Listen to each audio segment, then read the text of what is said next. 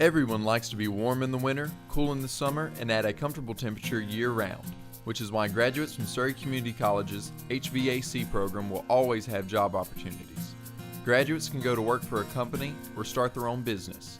Average starting salary for HVAC professionals is $44,000. Register for classes at Surry Community College now through August 1st. Night classes are available.